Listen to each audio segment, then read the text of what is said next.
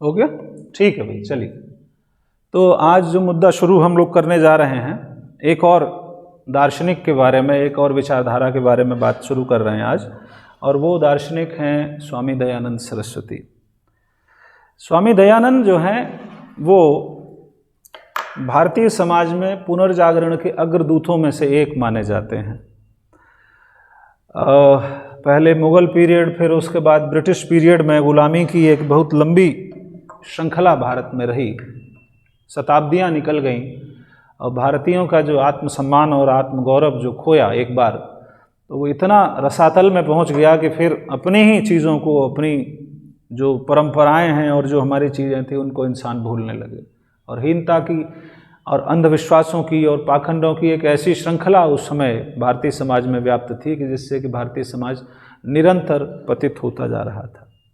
ऐसे समय में एक आदमी खड़ा हुआ उठकर, और उसने भारतीय समाज को उसके अपने गौरवपूर्ण इतिहास के बारे में, वैदिक सभ्यता के बारे में याद दिलाने का प्रयास किया, और विशेष रूप से सनातनी हिंदुओं के लिए जो आत्मचेतना या राष्ट्र चेतना या सांस्कृतिक और आध्यात्मिक चेतना को पैदा करने का काम अगर उस समय का देखा जाए तो बहुत ही अग्रणी लोगों में से एक स्वामी दयानंद।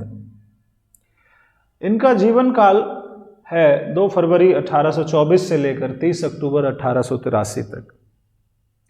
टंकारा गुजरात में ये पैदा हुए थे, शैव ब्राह्मण परिवार में। पिताजी का इनके नाम था करशन लाल जी, पिता करशन लाल, ठीक है, शैव ब्राह्मण थे, शिव जी की पूजा हुआ करती थी। माता का नाम था यशोदाबाई,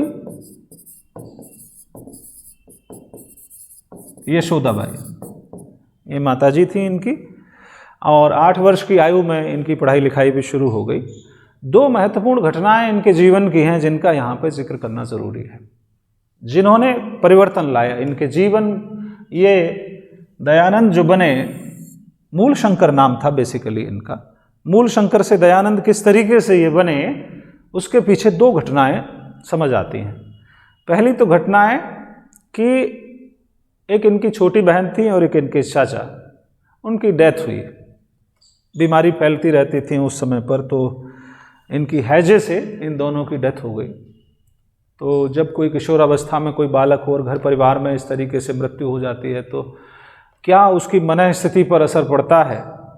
आध्यात्मिकता का जो प्रादुर्भाव है वो इसी तरीके की घटनाएं इंसान के जीवन में करती हैं। तो एक तो घटना इनके जीवन में ये थी कि इतनी बड़ी आपदा घर पर आई और छोटी बहन और चाचा को इन्होंने खो दिया। और एक घटना और हुई जब ये 14 वर्ष के थे, वो काफ़ी पॉपुलर घटना है कि पिताजी ने एक जिम्मेदारी दी थी शिवरात्रि के दिन कि भाई ये शिवजी का मंदिर है, ज़रा यहाँ पर आप इनकी देखभाल करिए रात में बैठकर। तो बड़ी तत्परता से बैठे थे, तो देखा कि रात में शिवलिंग के ऊपर आकर जो है एक चूहा चढ़ गया और जो भोग लगाया गया था वो उसको खाने लगा। तो इनके दिमाग में ये कौंधा कि जो ईश्वर अपनी रक्षा नहीं कर सकता वो हमारी रक्षा क्या करेगा। मतलब एक तो डेथ हो ही चुकी थी पहले घर में, दूसरा इस तरीके की घटना और देख ली कि भाई ईश्वर की इतनी पूजा पाठ होता है ये, और ऐसी ऐसी डेथ हो रही है हमारे घरों में, और ये ईश्वर कुछ नहीं, ये तो पत्थर की मूर्ति है, ये तो कुछ नहीं है। तो ये 2 घटनाएं ऐसी हैं जिन्होंने मूल शंकर को दयानंद बनने के लिए प्रेरित किया। और बस यहीं से आध्यात्मिक चिंतन जो है इनका शुरू हुआ। और कहते हैं कि 1846 में इन्होंने गृह त्याग दिया, सन्यासी हो गए, और ये ज्ञान प्राप्ति के लिए, आध्यात्मिक जिज्ञासा की शांति के लिए इधर से उधर तमाम भटकते रहे। 1869 तक ये लगभग भटके। फिर इन्हें एक गुरु मिले, बहुत अच्छे गुरु का नाम था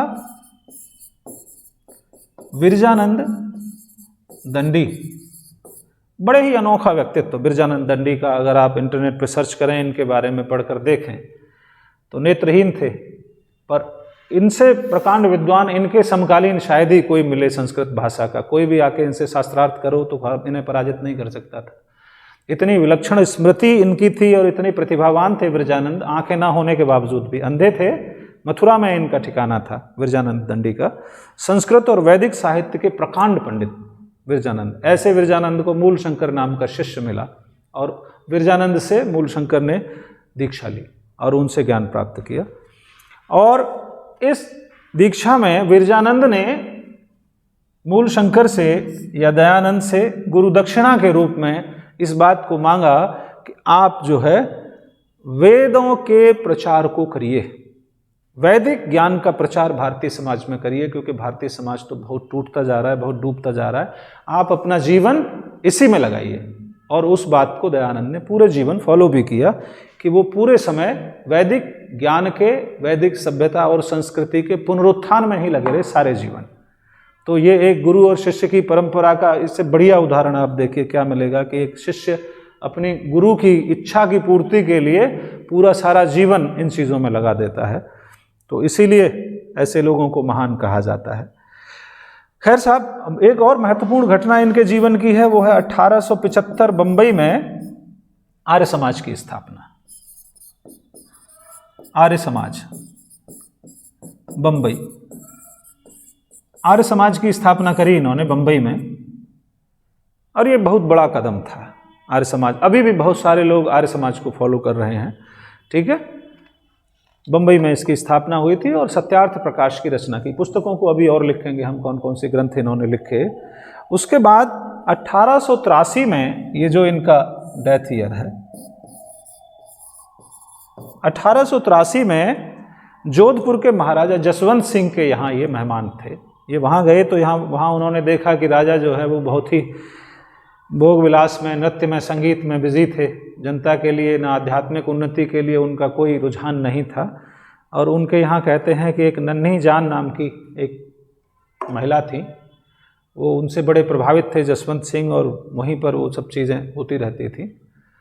तो जसवंत सिंह को समझाया दयानंद सरस्वती ने कि तुम किस चीज़ों में लगे हुए हो, तुम्हारा बहुत बड़ी जिम्मेदारी है, तुम्हारे जैसे ही लोग जब इन चीज़ों में बिजी रहेंगे तो आम समाज के लोग क्या करेंगे। तो जसवंत सिंह कुछ दयानंद के प्रभाव में ही आ गए। तो जो नन्ही जान जो जसवंत सिंह की संपर्क में थी उस समय, वहाँ पर कहीं लिखा है वैश्या थी, कहीं जो भी थी वो उनकी, खैर, तो उन्हें लगा कि अब ये राजा कहीं मुझे छोड़ ना दे जसवंत सिंह। तो नन्ही जान ने इनको जो है जहर दे दिया। 1883 में जहर दे दिया गया। 29 सितंबर को इनको जहर दिया गया। बीमार हो गई है बहुत ज़्यादा उससे पीने के बाद में। और 26 अक्टूबर को, ये जो 30 अक्टूबर लिखा है, सॉरी 26 अक्टूबर, 30 अक्टूबर को इनकी डेथ हो गई अजमेर में इलाज के दौरान। तो ये इनके जीवन काल का लेखा जोखा है मृत्यु, ठीक है। अच्छा साहब, अब इनके थोड़े से ग्रंथ देख लीजिए, किताबें कौन कौन सी लिखी हैं। किताबें वैसे तो काफ़ी सारी चीज़ें इन्होंने लिखी, पर 3 बड़ी प्रसिद्ध हैं। एक तो इन्होंने लिखी ऋग्वेद भाष्य भूमिका। ऋग्वेद भाष्य भूमिका है हमारे पास, देख लेना, कभी दिखा देंगे ज़रूरत पड़े तो। बहुत अच्छा ग्रंथ है। ऋग्वेद का भाष्य किया इन्होंने, ठीक है। अब भाष्य क्या है, निरुक्त क्या है, इनके बारे में भी डिटेल में बात करेंगे। एक तो ये, दूसरा इन्होंने जो ग्रंथ लिखा सत्यार्थ प्रकाश, उसका हम यहाँ वर्णन कर चुके हैं, सत्यार्थ प्रकाश, ठीक है। और तीसरी एक और व्यवहार भानु के नाम से भी एक पुस्तक है इनकी, व्यवहार भानु, ठीक है। ये 3 मुख्य हैं। उसमें सबसे ज़्यादा जो पॉपुलर हैं वो ये 2 हैं। 14 अध्यायों में सत्यार्थ प्रकाश जो है लिखा गया है, और जो आर्य समाज को मानने वाले हैं उनका बहुत ही विश्वास इस पर रहता है, आप ये समझिए, ठीक है। मिशन क्या था इनके जीवन का लक्ष्य, उस पर भी थोड़ी सी बात की जाए। जीवन लक्ष्य 2-3 चीज़ें हम यहाँ पर डिस्कस करेंगे इनके बारे में। बेसिक जो आइडियोलॉजी थी इनकी वो क्या था, जो इनका मूल मंत्र था, जिसके आधार पर इन्होंने अपने पूरे दार्शनिक कामों को और अपने पूरे सामाजिक कामों को आगे बढ़ाया। ये कहते थे कि संसार अज्ञान में जकड़ा हुआ है और अंधकार की श्रृंखला में जकड़ा हुआ है। संसार अज्ञान और अंधकार की श्रृंखला में जकड़ा हुआ है और मैं उसे तोड़ने आया हूँ, मुझे उसको दूर करना है, ठीक है। और वो कैसे दूर होगा, उसे दूर करने के लिए बैक टू वेदास, वेदों की ओर लौटो, ये इन्होंने वेदों की ओर लौटो ये नारा दिया बहुत बड़ा, बैक टू वेदास। अज्ञान और अंधकार को समाज के को दूर करना है, तो किस तरीके से कर पाएंगे? वेदों के अध्ययन करने से। जो भारतीय संस्कृति का सबसे गहन और गूढ़ ज्ञान है, जब तक उसको प्राप्त नहीं करेंगे तब तक हम अपना पुनरुत्थान न सामाजिक रूप से, न आर्थिक रूप, आध्यात्मिक रूप से किसी भी तरीके से नहीं कर पाएंगे। अब कुछ छोटी मोटी बातें और इनके बारे में हम देख लें। छोटी मोटी नहीं बल्कि जो पॉपुलर हैं, इनके दर्शन पर हम बाद में आएंगे, पहले इनके सामाजिक कामों के बारे में थोड़ा सा देख लिया जाए और आध्यात्मिक विचारधारा इनकी किस तरीके से थी उस पर भी हम चर्चा करेंगे। तो 2-3 चीज़ें मैं यहाँ और डिस्कस करूँगा, उसके बाद फिर दार्शनिक पक्ष पर इनके पे सीधे सीधे आएंगे कि दर्शन जो इनका है उसका मेटाफिजिक्स क्या है, उसकी एपिस्टेमोलॉजी क्या है, उसकी साइकोलॉजी क्या है, उसकी एक्सियोलॉजी क्या है, उसके बारे में बात की जाएंगी। पर उससे पहले कुछ और बेसिक बातें इनके बारे में हम देखेंगे। तो ये तो हमने देखा ही कि वेदों को सर्वोच्चता इन्होंने प्रदान की और कहा कि ये सर्वोच्च ज्ञान है, इसको पढ़िए, इसको समझिए, इसको जानिए। ठीक है, तो वेदों को सर्वोच्च कहा ईश्वर की वाणी है ये, इसको समझा जाना चाहिए। ठीक है, आगे ले लेते हैं थोड़ा और कुछ मुख्य बिंदु इनके जीवन के बारे में। मुख्य बिंदु,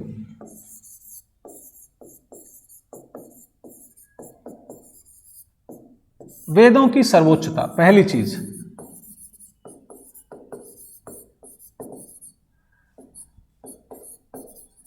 वेदों की सर्वोच्चता, सबसे सुप्रीम प्लेस पर वेदों को ये रखते हैं कि सबसे बड़ा ज्ञान है, ईश्वरी वाणी है और उससे हमें अपने जीवन से संबंधित जितने भी पक्ष हैं सबका ज्ञान हमको मिलता है। ठीक है, और जब वेदों की सर्वोच्चता इन्होंने स्थापित कर दी, और साथ ही साथ एक और कमाल की बात ये देखिए कि वेदों में बहुदेववाद, यानी कि बहुत सारे देवताओं को, अग्नि का, वरुण का, आकाश का, इंद्र का, प्रजापति का, तमाम तरीके के देवताओं का जिक्र वेदों में किया गया है, उन सब को इन्होंने नकार दिया। बहुदेववाद का विरोध कि बहुत सारे देवता नहीं है, ये एक ही ब्रह्म है, यही बात कही गई है वेदों में, इन्होंने ये स्थापित की पहले तो। और दूसरी का वेद सर्वोच्च ज्ञान है और वेदों में बहुत सारे देवताओं की बात नहीं कही गई है, ईश्वर एक ही है और मूर्ति पूजा ढोंग है, ये कुछ नहीं। ये 2-3 बातें आप इस्लाम से मिलती जुलती नजर आएंगी यहाँ पर आपको। एकेश्वरवाद की इन्होंने स्थापना की कि एक ही ईश्वर है जो सच्चित और आनंद है, बहुत सारे ईश्वर या बहुत सारे देवताओं की पूजा नहीं, एक ही ब्रह्म की पूजा कीजिए जो निराकार है। ठीक है, तो जब इस तरीके की चीज़ें स्थापित कर रहे हैं तो आप समझ जाइए कि जो पंडित हैं, जो पुरोहित हैं, जो इस तरीके के लोग हैं, वो इनके विरोध में जाहिर सी आ जाएंगे, क्योंकि इन्होंने पुरोहितवाद का सबसे ज़्यादा विरोध किया। तो धार्मिक क्षेत्रों में एक तरीके से सुधार आंदोलन इन्होंने चला दिया। ठीक है, दूसरा, एक और, जब एकेश्वरवाद की स्थापना कर दी, ये सब चीज़ें चली, तो एक जाति प्रथा के भी प्रबल विरोधी थे ये। आर्य समाज में जाति प्रथा के लिए कोई स्थान नहीं है, क्योंकि ये वो समय था जब भारत में जाति प्रथा अपने चरम पर थी, तो उसका भी विरोध इन्होंने किया।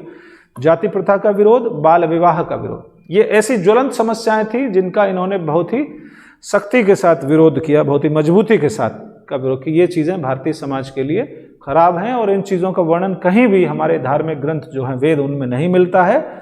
ये मिस इंटरप्रिटेशन है वेदों का, जिसकी वजह से ये सब चीज़ें चल रही हैं। ठीक है, और एक शिक्षा के क्षेत्र में भी और बड़ा काम किया इन्होंने, और वो DAV स्कूल्स हैं, DAV स्कूल। तो यहाँ पर वेदों की सर्वोच्चता, ठीक है, और वेदों की सर्वोच्चता के बाद दूसरा लिख सकते हैं बहुदेववाद का विरोध। इसके बाद तीसरा आप लिख सकते हैं जाति पाति का विरोध। ठीक है, पुरोहितवाद का विरोध,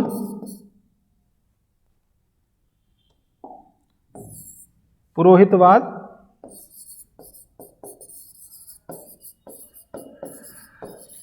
विरोध। ठीक है, और एक और वो है बाल विवाह। हाँ, बाल विवाह, बाल विवाह का विरोध, ये भी इन्होंने किया था।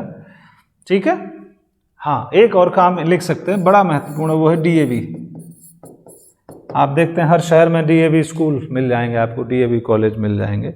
ठीक है, Dayanand Anglo vernacular schools, D से दयानंद, A से एंग्लो और V से वर्नाक्यूलर, मतलब क्षेत्रीय ज्ञान को जो प्रमोट कर रहे हैं, वर्नाक्यूलर, V से मतलब वर्नाक्यूलर। स्कूलों की स्थापना के शैक्षिक क्षेत्रों में भी काम किए, सामाजिक क्षेत्रों में भी काम किए, धार्मिक क्षेत्रों में भी काम किए, आध्यात्मिक क्षेत्रों में भी काम किए। तो बहुआयामी प्रतिभा के धनी ये रहे, इन्होंने बहुत सारे क्षेत्रों में काम किया और योगदान दिया। मतलब कुल मिला के समाज में बहुत बड़ी जागरूकता इन्होंने पैदा करी। ठीक है, चलिए थोड़ा और आगे बढ़ते हैं, कुछ और मुख्य बिंदुओं पर चर्चा होगी और वो हम चर्चा करते हैं। एक तो आर्य समाज के बारे में थोड़ी सी बातें और इनकी मूल शिक्षाएं क्या थी उनके बारे में, बेसिक बातें ये क्या कहते थे। तो आर्य समाज के 10 सिद्धांत हैं, उनके बारे में थोड़ी सी बात कर ली जाए। आर्य समाज जो इन्होंने स्थापित किया 1875 में बंबई में, 10 सिद्धांत हैं या 10 बातें इन्होंने इसमें बताई, 10 चीज़ों को फॉलो किया जाना चाहिए, 10 सिद्धांत दिए आर्य समाज के। सबसे पहली बात इन्होंने कहा, ईश्वर सत्य ज्ञान तथा सभी का कारण है। एक ईश्वर है, वही सत्य ज्ञान और सभी का कारण है। पहली बात, जो पहली बात कही वो ईश्वर के बारे में कही, सत्य ज्ञान है। ठीक, दूसरी बात इन्होंने क्या कही, दूसरी बात कही कि ईश्वर सर्व सत्य, सर्व ज्ञान, सर्व आनंद और पूजनीय है। सर्व सत्य, ज्ञान, आनंद और पूजनीय, ये दूसरी बात कही इन्होंने। ठीक है, नेक्स्ट बात ये क्या कहते हैं, फिर आते हैं वेदों पर। ये वेद सत्य ज्ञान के ग्रंथ हैं, वेद सत्य ज्ञान के ग्रंथ हैं, ये बात इन्होंने कही तीसरी। आगे क्या कहते हैं, ये चौथी बात कहते हैं, ठीक है, कि इंसान को सत्य को स्वीकार करना चाहिए और असत्य का तिरस्कार करना चाहिए। ठीक है, और क्या कहा कि जो काम इंसान करे वो सद्गुण के अनुरूप हों, सद्गुण के अनुरूप कार्य किए जाने चाहिए। और क्या कहते हैं ये कहते हैं कि समाज का उद्देश्य सभी का उत्थान है और सभी तरीके की उन्नति है। समाज का उत्थान किया जाना चाहिए, समाज का उत्थान। ठीक, सातवां क्या है साहब उद्देश्य इनका, प्रेम न्याय का व्यवहार सभी के लिए हो, प्रेम और न्याय की स्थापना करते हैं ये। ठीक, आठवां सिद्धांत है अज्ञान को हटाना, अज्ञान को हटाना, अज्ञान को हटाइए। फिर 10वां और 9वां भी देख लेते हैं। 9वीं बात है कि अपनी के साथ साथ दूसरों की भी समृद्धि में योगदान दीजिए, दूसरों की समृद्धि में भी इंसान को योगदान देना चाहिए, लालची होकर नहीं रह जाना चाहिए। ठीक है, और लास्ट कहते हैं कि व्यक्तिगत और सामाजिक हित का संतुलन किया जाना चाहिए, व्यक्तिगत तथा सामाजिक हित, इनका बैलेंस बना के इंसान को रखना चाहिए कि कहाँ तक मेरी बाउंड्री है, कहाँ तक दूसरों की बाउंड्री है, इस चीज़ को किया जाना चाहिए। ठीक है साहब, तो ये आर्य समाज के 10 सिद्धांत हैं जो इन्होंने दिए। तो इन्होंने इसमें भी आध्यात्मिक, सामाजिक, सभी तरीके की चीज़ों को इन्होंने शामिल किया है। ठीक है, अब इनके दार्शनिक चिंतन पर आएंगे तो कुछ मोटी मोटी बातें आज इस वीडियो में बता देते हैं, फिर आगे डिटेल में अगले वीडियो में बात करेंगे।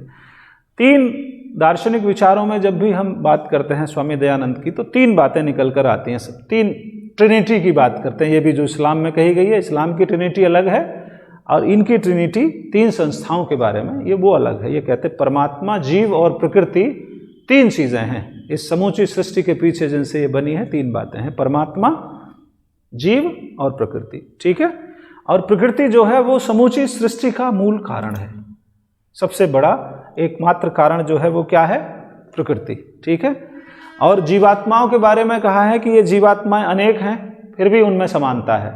ऐसा क्या है, क्योंकि तीनों चीज़ों को अलग माना है, ईश्वर, प्रकृति और जीव, तीनों को अलग अलग माना है इन्होंने। तो सांख्य से थोड़ी सी समानता हो जाती है इनकी। ठीक है, और कहते हैं कि सर्वोच्च भगवान एक ही है, जिसे ब्रह्म के समतुल्य माना है कि वो एक ही है, वो अनेक नहीं है, उसे अनेक रूपों में छोड़िए। और उसका जो प्रतीक है उसका ओम मानते हैं, ओम पर बहुत बल दिया जाता है इसमें आर्य समाज में। ओम को ईश्वर का ही सिंबल माना जाता है, उसका चिन्ह माना जाता है ओम को।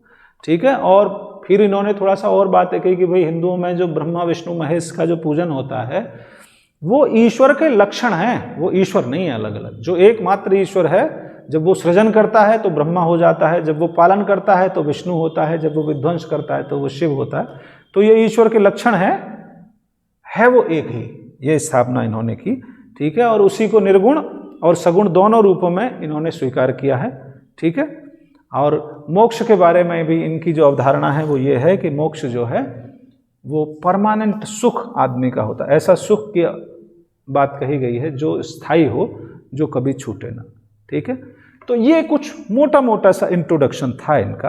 अब इनका जो पूरा दर्शन है वो किस तरीके से आगे विकसित होता है, कैसे इन्होंने वेदों को पढ़ा और इनका इंटरप्रिटेशन, जो भाष्य इन्होंने लिखा ऋग्वेद भाष्य भूमिका, वो दूसरों से अलग है, कौन सी प्रणाली उसके लिए अपनाई, बहुत ही तार्किक और भाषाई विश्लेषण पर, इटिमोलॉजी, निरुक्त जिसको कहा जाता है, उस पर आधारित है।